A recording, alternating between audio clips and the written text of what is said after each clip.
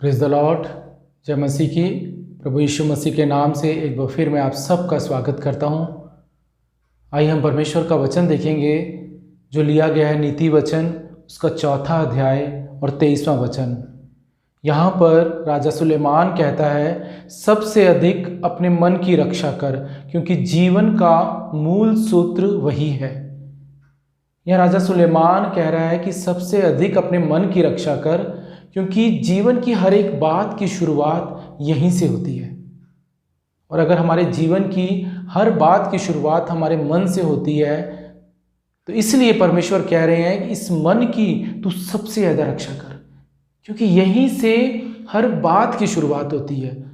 यहीं से शैतान भी हमारे मन में कई बार बातें डाल देता है, यहीं से शैतान कई बार हमारे जीवन में खेल खेलता है। अगर हम देखें बाइबल में मत्ती 13:25 में लिखा है, जब लोग सो रहे थे तो उसका शत्रु आकर गेहूं के बीच जंगली बीज बोकर चला गया और सब कुछ खुला हुआ था। लिखा है सब कुछ खुला हुआ था। क्या हमारे घरों में शत्रु आ सकता है? जब हम अपना घर बनाते हैं तो उस घर में हम एक दरवाज़ा लगाते हैं और उसके आगे हम एक सेफ्टी डोर भी लगाते हैं, और कई बार हम अपने घरों के बाहर वॉचमैन भी लगाते हैं ताकि कोई भी हमारे घर में आसानी से ना आ सके। पर क्या हम ये सारी चीज़ें जो लगाते हैं अपने दोस्तों के लिए लगाते हैं? हम इसलिए लगाते हैं कि बैरी हमारे घर में ना आ सके, ताकि वो हमारे घर को उथल पुथल ना कर सके, हमारे घर को अस्त व्यस्त ना कर सके, हमारे घर को बिगाड़ ना सके। इसलिए हम अपने घरों में ये गार्ड लगाते हैं, हम अपने घरों में ये सेफ्टी डोर लगाते हैं। और यहां पर राजा सुलेमान कह रहा है कि सबसे अधिक अपने मन की रक्षा कर। जब नेहमिया के पास लोग यरूशलेम से आते हैं तो नेहमिया उनसे पूछता है कि यरूशलेम का क्या हाल है। तो वो लोग यिर्मयाह से कहते हैं, नेहमिया से, कि वो कहते हैं कि वहाँ की जो दीवारें हैं वो गिर गई हैं और वहाँ के फाटक जल गए हैं। कोई भी वहाँ आ सकता है और कोई भी वहाँ से जा सकता है। अगर हम यही बात उत्पत्ति की पुस्तक में देखें तो उत्पत्ति की पुस्तक में भी जब परमेश्वर ने अदन की वाटिका में आदम को वहाँ पर रखा, आदम और हवा को, तो परमेश्वर ने उन्हें एक आज्ञा दी। उत्पत्ति 2:15 में हम देखते हैं कि वहाँ पर यहोवा ने आदम को लेकर अदन की वाटिका में रख दिया और उससे कहा कि अब तो इसमें काम कर और इसकी रक्षा कर। परमेश्वर ने आदम को अदन की वाटिका में रख दिया, बोला कि मैंने सब कुछ यहाँ पर तुम्हारे लिए मुहैया करा दिया है, सब कुछ मैंने तुम्हारे लिए कर दिया है, पर तुम्हें क्या करना है? यहाँ तुम्हें काम करना है और इस अदन की वाटिका की तुम्हें रक्षा करनी है। पर वो रक्षा नहीं कर पाए, क्योंकि वहाँ शैतान घुस गया, वहाँ शैतान प्रवेश कर गया। और फिर क्या हुआ? उस शैतान ने हवा के मन में ये बात डाल दी।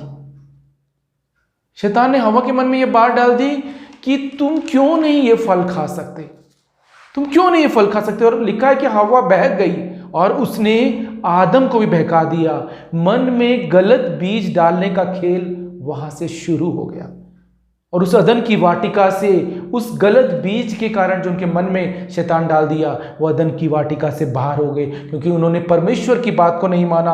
और उनका मन जो परमेश्वर की ओर लगा होना चाहिए था, उनका मन उस शैतान की बात पर लग गया। उस बैरी ने वहां पर वो बीज बो दिया।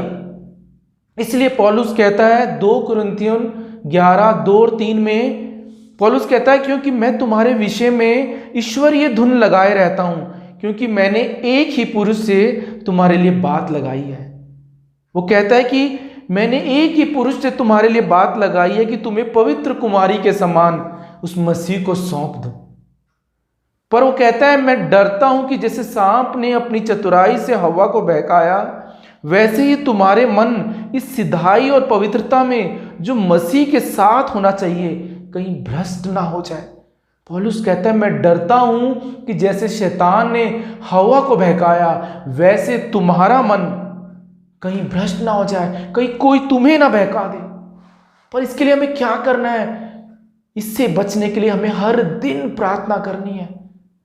हर दिन अपने मन को इतना वचन से भर लेना है क्योंकि एक वचन ही है जो इस मन की रक्षा कर सकता है। वही एक दुधारी तलवार है जो हमारे मन को सुरक्षित रख सकता है, क्योंकि हमारा मन इतना चंचल है। बाइबल कहती है वो धोखा देने वाला है। और हमारे मन में कैसे चीजें आती हैं, वो हमारे कानों से आती हैं या हमारी आंखों के देखने से आती हैं। इसलिए बाइबल कहती है जिसके कान हो वो सुन ले कि आत्मा कलीसिया से क्या कहता है। और बाइबल कहती है कि विश्वास सुनने से आता है और सुनना परमेश्वर के वचन से है। इसलिए बाइबल कहती है हमें वो सुनना है जो हमारे जीवन में, हमारे मन में जब वो बसे तो हमारे लिए वो आशीष आने पाए। हम देखते हैं कि उत्पत्ति 3:6 में क्या हुआ हव्वा के साथ। लिखा है जब उस स्त्री ने देखा कि उस वृक्ष का फल खाने के लिए अच्छा और देखने के लिए मनभाऊ है और बुद्धि देने के लिए चाहने योग्य है, तब उसने तोड़कर उसे खाया और अपने पति को भी दे दिया और उसने भी खाया। लिखा है कि उसने देखा।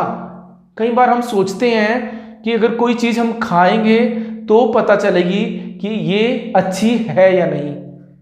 कई बार हम कहते हैं कि हमें पता है, हम इतने समझदार हैं, हमें सब कुछ मालूम है। यहां पर लिखा है कि हव्वा ने देखा और उसे वो खाने में मनभाऊ लगा।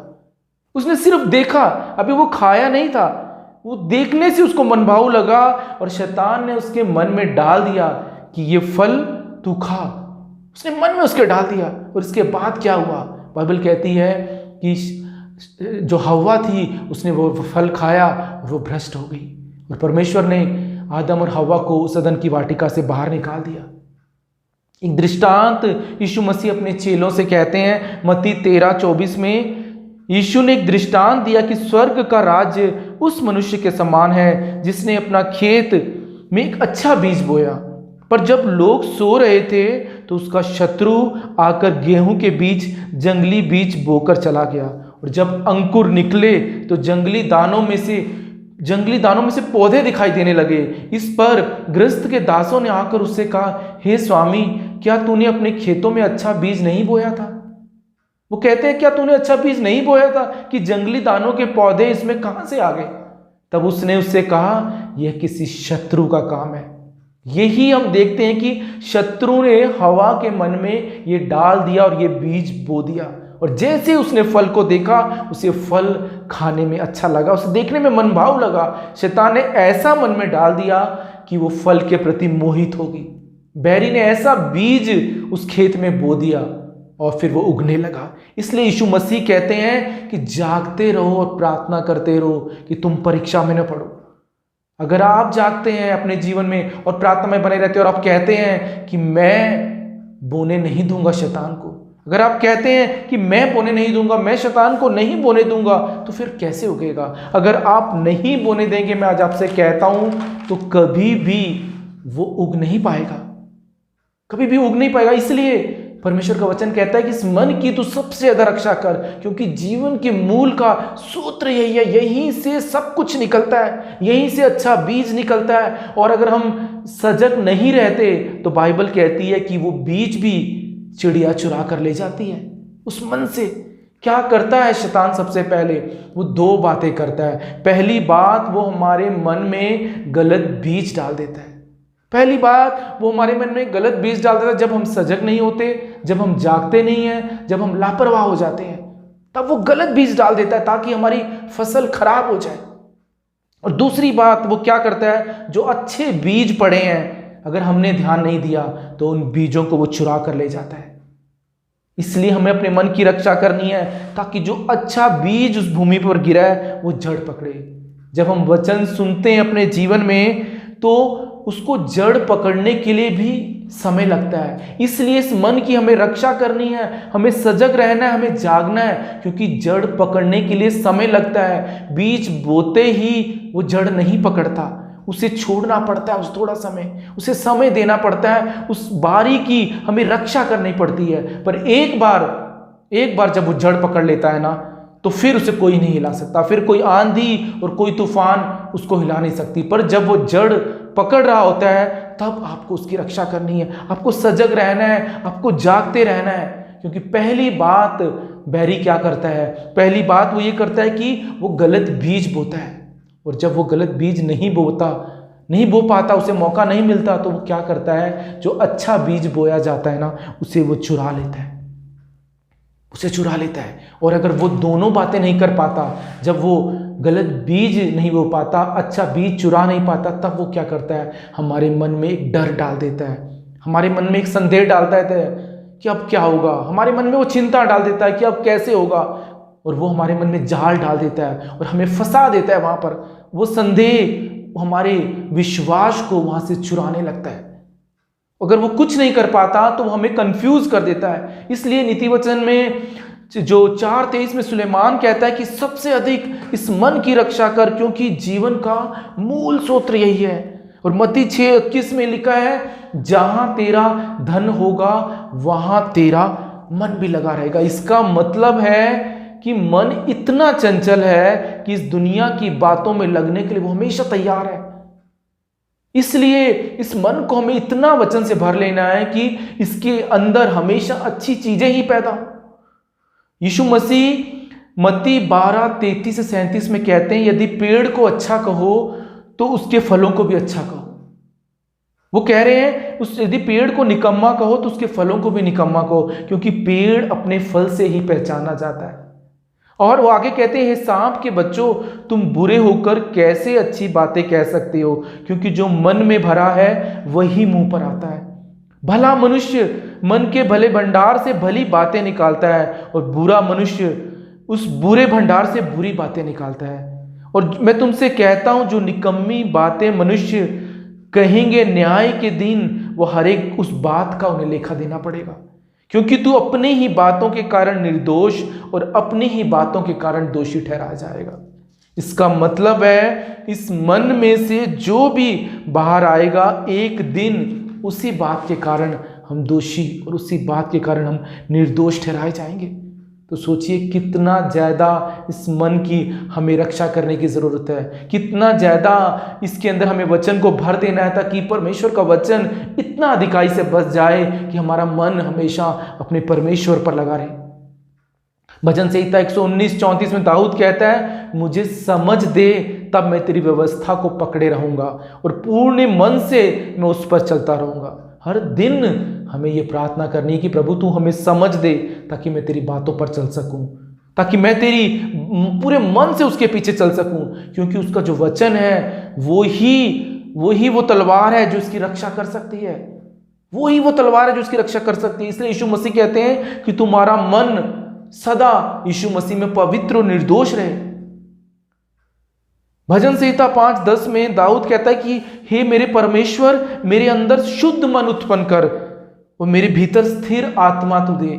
स्थिर आत्मा नए सिरे से उत्पन्न कर, क्योंकि उसे पता है कि मन इतना चंचल है कि शैतान जानता है कि एक बार मैं इसमें घुस गया तो मैं बहका दूंगा। सोचिए, परमेश्वर ने तो आदम और हवा के लिए सब कुछ अदन की वाटिका में रख दिया था, इतनी अद्भुत आशीषित जिंदगी दी थी कि और एक काम करना था, सिर्फ वहां पर काम करना है, उस अदन की वाटिका को संभालना है, उसकी रक्षा करनी है। पर क्या हुआ, शैतान वहां आकर उसने बीज बो दिया, उन्हें भ्रष्ट कर दिया और उन्हें वहां से बाहर कर दिया। इसलिए नीति वचन 4:23 कहता है, अपने मन की रक्षा कर, अपने मन को तू गार्ड कर, क्योंकि सब कुछ यहीं से तुम्हारे जीवन में होगा। यीशु मसीह कहते हैं मत्ती 12:37 में, तुम्हारे मन के निकलने वाली बातों के कारण ही तू निर्दोष और दोषी ठहराएगा।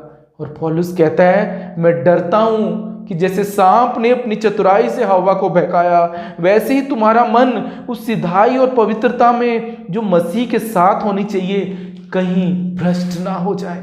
वो कहता है कि मैं तुम्हारे लिए ईश्वरीय धुन लगाए रहता हूं कि मैंने एक पुरुष से तुम्हारी बात लगाई है, कि मैं उस पवित्र कुमारी के समान तुम्हें मसीह को सौंप दूं, उस पवित्र कुमारी के समान उस मसीह को सौंप दूं। आइए हम भी उस बुद्धिमान कुमारियों के समान उस खुदा पे मन लगाए रखें, अपने दूल्हे की और दूल्हे की नजर में हम सदा निर्दोष रहें, उस दूल्हे की नजरों में सदा हम पवित्र रहें। और यही यीशु मसीह भी चाहते हैं। इसलिए वो ये वृतांत देते हैं उन 5 बुद्धिमान और 5 उस मूर्ख दुल्हनों का, क्योंकि वो चाहते हैं कि जब मैं लेने आऊं तो मेरी दुल्हन निर्दोष हो। यही पौलुस कह रहा है कि मैं चाहता हूं कि जब यीशु मसीह आए तो मैं तुम्हें एक पवित्र कुमारी करके के समान मसीह को सौंप दूं। सोचिए, पौलुस ये चाहता है, यीशु मसीह ये चाहते हैं। इसलिए भजन संहिता 7:25 में लिखा है कि तेरा मन ऐसी स्त्री के मार्ग की ओर ना फिरे और उसकी डगरों में भूल कर भी मत जाना। परमेश्वर कहते हैं तेरा मन सदा मेरी ओर लगा रहे, मुझे छोड़कर अगर तू इस दुनिया की तरफ जाएगा तो तेरे भटक जाने का खतरा है। वो कह रहा है कि भूल कर भी तू उस स्त्री के मार्ग की ओर मत फिरना, चाहे तू भटक जाए। नीति वचन 3:5-6 में लिखा है तू अपनी समझ का सहारा मत लेना, पर संपूर्ण मन से यहोवा पर भरोसा रखना, उसको स्मरण करके सब काम करना, तब वो तुम्हारे लिए सीधा मार्ग निकालेगा। नीति वचन 23:26 में परमेश्वर कह रहे हैं, मेरे पुत्र अपना मन मेरी ओर लगा और तेरी दृष्टि मेरे चाल चलन पर लगी रहे। तेरी दृष्टि जो मैं कहता हूं उस पर लगी रहे। परमेश्वर कहते हैं, यीशु मसीह कहते हैं, मैं अपने पिता के प्रति हमेशा विश्वास योग्य रहा और मैं चाहता हूं कि तुम मुझ पर मन लगाओ ताकि तुम हमेशा मेरे प्रति विश्वास योग्य रहो, तुम्हारी दृष्टि सदा मुझ पर लगी रहे। इसीलिए भजन संहिता 37:4 में भजनकार कहता है कि यहोवा को अपने सुख का मूल जान, तब वो तेरी सारी मन की इच्छा को पूरा करेगा। या परमेश्वर आज मुझसे और आपसे कहना चाहते हैं एक बात नीति वचन 4:13 के द्वारा कि मेरी शिक्षा को पकड़े रहे मेरे बेटे, इसे छोड़ मत देना, उसकी रक्षा कर, क्योंकि वही तेरा जीवन है। मेरे पुत्र, मेरे वचन पर ध्यान लगा और सबसे अधिक अपने मन की रक्षा कर, क्योंकि जीवन की हर बात यहीं से निकलेगी। यहीं से निकली हर बात के कारण तुम्हारे जीवन में तुम दोषी या निर्दोष ठहराए जाओगे। पौलुस कहता है, मैं चाहता हूं पर मैं डरता हूं कहीं तुम हवा के समान बहकाए ना जाओ।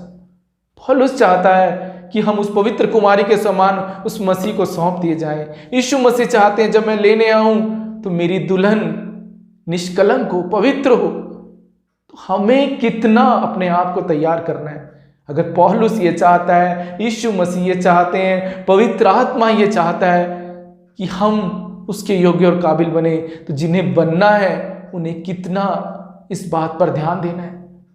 हमें कितना अपने जीवन में इस बात पर ध्यान देना है कि हमारा मन उसकी ओर लगा रहे। और अगर हमें पता है इस मन से ही सारी बुराइयां शुरू होती हैं, तो हमें इस मन की कितनी रक्षा करनी है ताकि हम उसके योग्य बच्चे बने, हम उसके विश्वास योग्य बच्चे बने, हम उसकी नजर में ग्रहण योग्य हों, ताकि जब वो हमें लेने आए तो हम उसके काबिल बच्चे बनकर उसे हम सपुर्द किए जाएं, उसके सामने हम खड़े हो पाए। आइए हम अपने जीवन में इस मन की रक्षा करें। राजा सुलेमान कहता है, अपने मन की रक्षा कर, क्योंकि जीवन की हर एक बात का जो सूत्र है वो मन है। इसलिए परमेश्वर कह रहा है कि तू मेरी बातों पर ध्यान लगा। इसलिए दाऊद कहता है कि प्रभु मेरे अंदर एक शुद्ध मन उत्पन्न कर, कि वो ऐसा मन जो सदा तुझे चाहे, जो तेरी चाह रखे। आइए हम अपने जीवन को हर दिन उस खुदा के हाथ में सौंपें, हर दिन हमारा मन उसकी ओर लगा रहे, हर दिन इस मन की हम रक्षा करें, क्योंकि यहीं से, इसी मन की हर बात के कारण हम उस खुदा के सामने निर्दोष या दोषी ठहराए जाएंगे। मैं विश्वास करता हूं आज के वचन के द्वारा मैंने और आपने परमेश्वर के वचन से ये शिक्षा पाई है कि हम उसकी नज़र में सही रहें, उसकी नज़र में विश्वास योग्य रहें, ताकि जब हम उसके सामने खड़े हों तो वो खुदा कहे कि ये मेरी निर्दोष और ये मेरी निष्कलंक संतान है। वो कहे कि ये मेरे विश्वास योग्य बच्चे हैं। परमेश्वर इस वचन के द्वारा आपके जीवन को आशीष दे और बरकत दे।